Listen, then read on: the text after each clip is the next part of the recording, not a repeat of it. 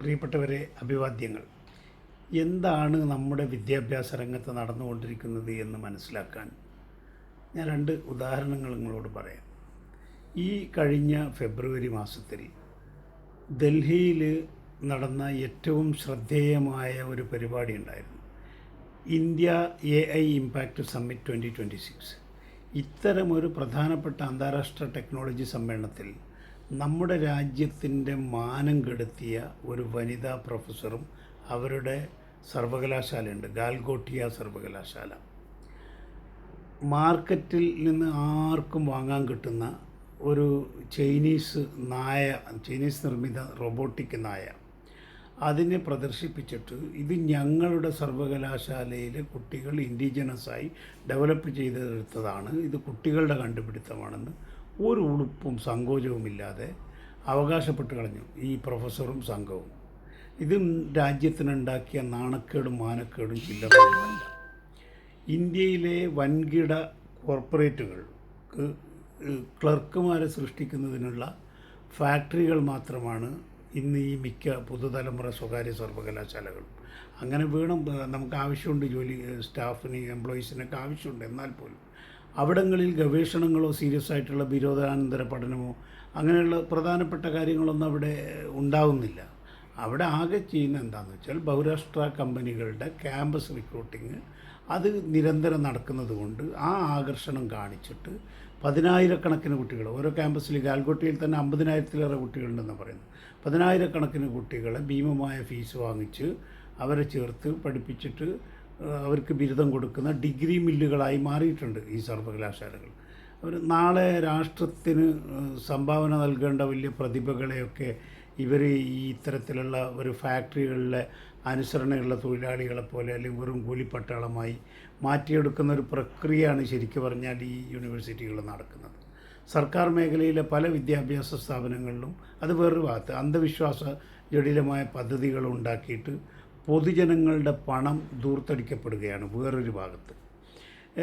ഇതിൻ്റെ ഒരു ഉദാഹരണം പറയുകയാണെങ്കിൽ മധ്യപ്രദേശിലെ ജബൽപൂരിൽ പ്രമുഖ ഹിന്ദുത്വ ചിന്തകനും RSSൻ്റെ ദാർശനികനും സൈദ്ധാന്തികനുമൊക്കെ ആയിരുന്ന നാനാജി ദേശ്മുഖിൻ്റെ പേരിൽ സർക്കാർ ഒരു സർവകലാശാല, കാർഷിക സർവകലാശാല അവിടെ സ്ഥാപിച്ചിട്ടുണ്ട്. അതിൽ കോടിക്കണക്കിന് രൂപ ദൂർത്തടിച്ച് നശിപ്പിച്ച ഒരു സംഭവം ഉണ്ടായി. Sutra PIC, scientific utilisation through research augmentation prime products from indigenous cows, അതായത് ദേശീയ പശുക്കൾ, അങ്ങനെ എന്നൊരു പദ്ധതി ഉണ്ടാക്കിയിട്ട് അത് കേന്ദ്ര സർക്കാരിൻ്റെ ശാസ്ത്ര സാങ്കേതിക വകുപ്പിൻ്റെ 3.5 കോടി രൂപയുടെ ധനസഹായം ഒപ്പിച്ചെടുത്തു ഈ പദ്ധതിക്ക് വേണ്ടി.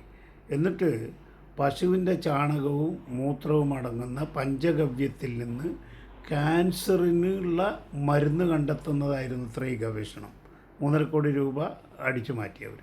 എന്നിട്ട് അത് ഈ തുക മുഴുവനും അപ്പടി ദൂർത്തടിച്ച് ചിലവാക്കി തീർത്തതായിട്ട് പറയുന്നത് ആരാന്നറിയാം? സർക്കാർ തന്നെ പിന്നീട് നിയോഗിച്ച അന്വേഷണ കമ്മീഷൻ അത് കണ്ടെത്തി, അത് വളരെ വ്യക്തമാവുകയും ചെയ്തു.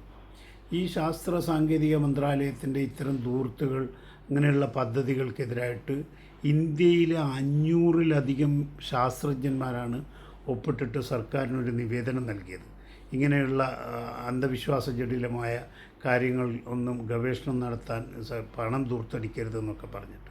പക്ഷേ വിദ്യാഭ്യാസ രംഗത്തെ നന്നാക്കുന്നതിന് പകരം സർക്കാരിൻ്റെ ഈ ഇത്തരം ദൂർത്തുകളൊക്കെ വന്നിട്ട് അത് അവഗണിക്കപ്പെട്ടു. ഈ ഇത്തരം ദൂർത്തുകളും പരീക്ഷകളിൽ തുടരെ നടക്കുന്ന ക്രമക്കേടുകൾ വിദ്യാർത്ഥികളുടെയും രക്ഷകർത്താക്കളുടെയൊക്കെ ഇടയിൽ വലിയ അരക്ഷിതാവസ്ഥ ഉണ്ടാക്കുമല്ലോ. അത് തീർച്ചയായിട്ടും ആ അരക്ഷിതാവസ്ഥയും ഭീതിയും ഒരുതരം സ്കിസോഫ്രീനിയായിട്ട് മാറിയിട്ടുണ്ട് എന്നാണ് സാമൂഹ്യ ശാസ്ത്രജ്ഞന്മാരും വിദ്യാഭ്യാസ ഗവേഷകരും ഒക്കെ ചൂണ്ടിക്കാണിക്കുന്നത്. ഈ സർക്കാരിൻ്റെ തെറ്റായ സമീപനങ്ങളാണ് കൂറയായും പാറ്റയായും ജനിച്ചതായിട്ടൊക്കെ ഇന്ത്യയുടെ തെരുവുകളിൽ ഇപ്പോൾ ഇങ്ങനെ ചോദ്യം ചെയ്യാൻ ജനങ്ങൾ, ഈ ചെറുപ്പക്കാർ ഇറങ്ങിയിരിക്കുന്നത്, ജൻസി തലമുറ ഇറങ്ങിയിരിക്കുന്നതിൻ്റെ ഒരു പ്രധാനപ്പെട്ട കാരണം ഇത് നമ്മൾ തിരിച്ചറിയേണ്ടിയിരിക്കുന്നു. നമ്മുടെ രാജ്യത്തിന് നമ്മളുടെ അക്കാഡമിക് രംഗത്തെ മികവ് വീണ്ടും തിരിച്ചെടുക്കേണ്ടതുണ്ട്.